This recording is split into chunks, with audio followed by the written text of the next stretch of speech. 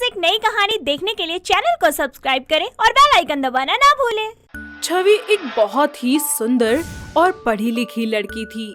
साथ ही वो घर का कामकाज करने में बहुत निपुण थी। उसके साथ घर में उसकी मम्मी शिवन्या और पापा अक्षय रहते थे।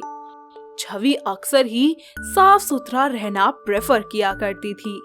इसीलिए उसकी एक अजीब आदत थी कि जब भी वो किसी की बॉडी पर एक भी बाल देखती तो उस इंसान के बाल साफ करने के लिए उसे वैक्स करने लगती थी। ऐसे ही एक दिन छवि कॉलेज जाती है और अपनी फ्रेंड काव्या से मिलती है। हाय काव्या, कैसी है यार? इतने दिनों से कहाँ गायब थी? अरे यार, मैं शिमला घूमने गई थी, कल ही आई हूँ। ये देख, मैं वहाँ से अपने लिए कितना सुंदर ब्रेसलेट लाई हूँ। इउ, काव्या तेरे हाथ देख। छी यार, तू वैक्स नहीं करवाती है क्या? भालू बनके के घूम रही है? तू ना साइड में चल मेरे साथ एक बार। पर क्यों? ऐसे ही छवि अपनी फ्रेंड को साइड में ले जाकर अपने बैग से वैक्सिंग स्ट्रिप्स निकालती है और उसके वैक्स कर देती है। ऐसे ही वक्त बीतता जाता है और छवि के लिए नील नाम के एक लड़के का रिश्ता आता है जो अपनी माँ हेमलता के साथ उसे देखने आता है। दोनों परिवार वाले अपनी सहमति से रिश्ता पक्का कर देते हैं और अगले ही महीने छवि और नील की शादी हो जाती है। ऐसे ही सुहागरात के वक्त नील हाफ स्लीव्स की टी शर्ट और शॉर्ट्स पहनकर कमरे में आता है। तभी छवि उसकी पूरी बॉडी पर बाल ही बाल देखकर बोलती है, छी नील, तुम्हारी बॉडी पर कितने सारे बाल हैं। यार तुमने दाढ़ी बढ़ा रखी है, मुझे समझ आता है, लेकिन बॉडी के बाल क्यों बढ़ा रखे हैं? कितने गंदे लग रहे हो तुम। मेरे पास मत आना, मैं बोल रही हूँ। यार आज सुहागरात है, आज के दिन दूर क्यों रहूं मैं तुमसे? आओ ना मेरे पास। सुहागरात, वो भी इतनी सारी खेती के साथ? अरे कभी नहीं, मेरे करीब मत आना जब तक तुम वैक्सिंग ना करवा लो, समझे? पर करेगा कौन? मुझे तो आता ही नहीं। डोंट वरी माय डार्लिंग हबी, मैं हूँ ना, अभी कर देती हूँ वैक्सिंग। ऐसे ही छवि अपनी सुहागरात पर वैक्स करना शुरू कर देती है।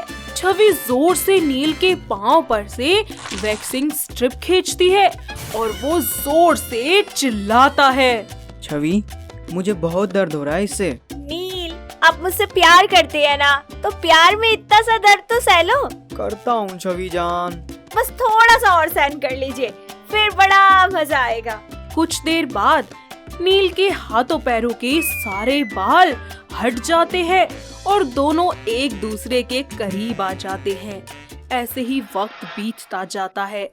छवि अपने ससुराल की सारी जिम्मेदारियां बहुत ही अच्छे से संभाल लेती है। ऐसे ही एक दिन हेमलता की सहेली अपने बेटे की शादी का न्योता देने उनके घर आती है और हेमलता अपनी बहू के साथ शादी में जाने का फैसला करती है। ऐसे ही शाम हो जाती है। छवि अच्छे से तैयार होकर अपनी सास के कमरे में जाती है और उनसे कहती है, अरे माँ जी, आप अभी तक तैयार क्यों नहीं हुई? अरे तैयार तो हूँ बहू, देख मैंने ये सोने का हार भी पहन लिया। माँ जी, आपके हाथ देखिए ना, कितने सारे बाल हैं इस पे। अरे तो मेरी शादी थोड़ी है, देखने दे अगर दिख रहे हैं तो। अरे माँ जी रुकिए ना, बस 2 मिनट बैठ जाइए। ऐसे ही छवि अपनी सास हेमलता के हाथों पर जबरदस्ती वैक्स कर देती है, जिसके करने के बाद हेमलता बहुत ही जोर से झल्ला उठती है और अपनी बहू को सुनाने लगती है, अरे ओ नास बेटी, कल मुही बेशरम, ये क्या कर दिया तूने? माँ जी, ज्यादा जोर से कर दिया क्या मैंने? कल मुही, मेरी पूरी खाल खींच ली तूने और बोल रही है कि ज्यादा जोर से तो नहीं हुआ। ऐसे ही दोनों शादी में चली जाती हैं और कुछ देर बाद वापस आ जाती हैं। हेमलता देखती है कि उसके दोनों हाथों पर ईचिंग और रेशे से होने लगे हैं। तभी वो अपनी बहू को चिल्ला चिल्ला कर वहाँ बुलाती है और बोलती है, अरे ओ कल मुही, जरा आसमान से उतरकर नीचे तो आ और देख तेरी वो पट्टी खींचने से क्या हो रहा है अब मुझे। क्या हुआ माँ जी? क्या हुआ कि बच्ची, तेरी वजह से मेरे दोनों हाथों में खुजली हो रही है, देख। माँ जी, मुझे नहीं पता था कि वैक्सिंग आपको सूट नहीं करेगी और आपको रैशेस निकल आएंगे। मैंने जानबूझकर नहीं किया माँ जी। सो चूहे खाकर बिल्ली हज को चली। अरे अब कुछ लगा भी दे इस पर। अपनी वैक्सीन के लिए तो बड़ी जल्दी आ गई थी तू। अभी लाई। इतने में छवि कोकोनट ऑयल लेकर जल्दी से अपनी सास के दोनों हाथों पर लगा देती है, जिसे लगाने के बाद हेमलता को बेहद आराम मिलता है। ऐसे ही वक्त बीतता जाता है और छवि जब भी कभी अपने पति के हाथों पर थोड़े से भी बाल आते हुए देखती तो हर 10 दिन में वो उसको वैक्स किया करती।